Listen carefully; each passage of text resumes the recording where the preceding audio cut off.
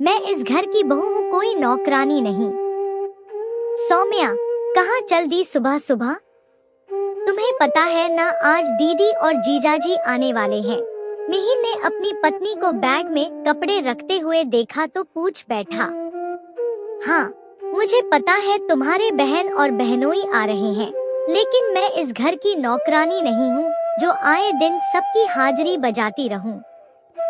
मैं जा रही हूँ अपने मायके, तुम और तुम्हारी माँ संभालो अपने मेहमानों को, सौम्या चिल्लाते हुए बोली।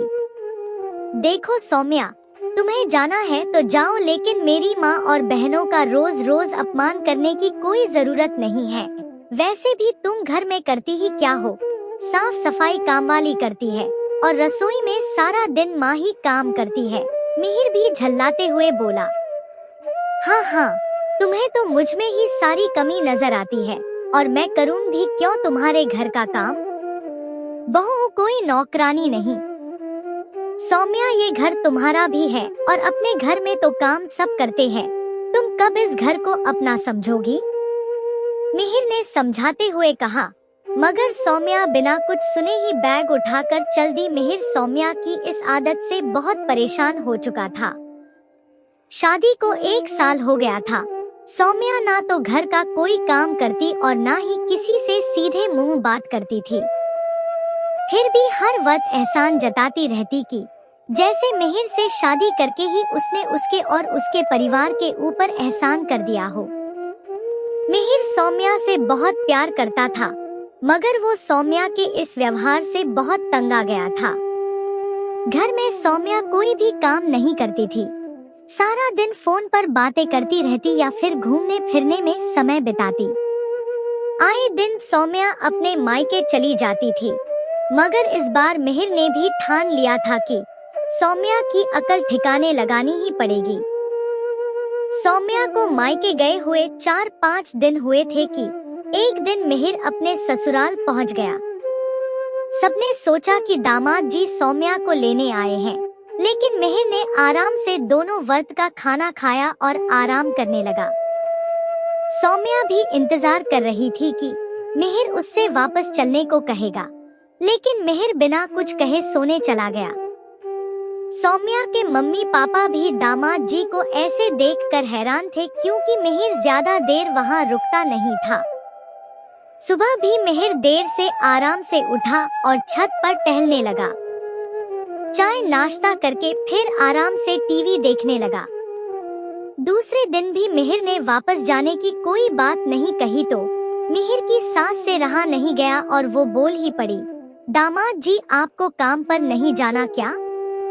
पहले तो आप हमेशा जल्दी में रहते थे, लेकिन इस बार मम्मी जी, वो मेरी नौकरी छूट गई है। माँ भी 2 महीने के लिए मामा जी के यहाँ गई है। अब मेरी पत्नी भी यही है, तो मैंने सोचा कि मैं भी यहीं आ जाता हूँ। मम्मी जी, आपको मेरे यहाँ रहने से कोई परेशानी तो नहीं है ना?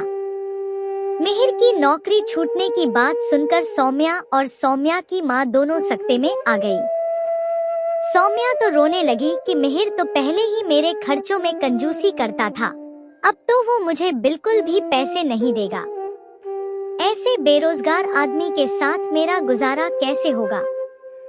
अगले दिन मिहिर के ससुर जी ने मिहिर को समझाते हुए कहा, दामाद जी आपकी नौकरी छूट गई है तो इस तरह हाथ पर हाथ रखकर बैठने से थोड़ी ना काम चलेगा, आपको दूसरी नौकरी ढूंढनी चाहिए। आखिर परिवार चलाने के लिए काम तो करना ही पड़ेगा। पापा जी, लगता है आपको मेरा यहाँ रहना अच्छा नहीं लगता।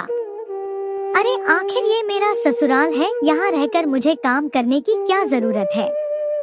वैसे भी मैं बहुत थक गया हूँ काम करते करते, कुछ महीने आराम करना चाहता हूँ, जैसे आपकी बेटी अपने ससुराल में आराम से रहती है। मिहिर की बात सुनकर सौम्या के पापा बिफरते हुए बोले, दामाद जी हमें नहीं पता था कि आप इतने निठल्ले और कामचोर हैं। नहीं तो हम अपनी बेटी की शादी आपके साथ कभी नहीं करते। ऐसा निठल्ला दामाद हमें नहीं चाहिए, जो हमारी बेटी की जरूरतों को भी पूरा नहीं कर सकता। क्यों ससुर जी, दामाद कुछ महीने काम धंधा छोड़कर आराम से अपने ससुराल में नहीं रह सकता तो आपकी बेटी बिना कुछ किए हक जमा कर अपने ससुराल में कैसे रह सकती है? अगर आपको निठल्ला दामाद नहीं चलेगा तो मेरे परिवार को निठल्ली बहू कैसे चलेगी? मिहिर की बात सुनकर सारे परिवार वाले एक दूसरे का मुंह ताकने लगे। सौम्या भी शर्मिंदगी से नजरें झुकाए खड़ी रही। सौम्या के माता पिता को भी इस बात का एहसास हो रहा था कि अपनी बेटी की गलतियों को बढ़ावा देकर उन्होंने अच्छा नहीं किया।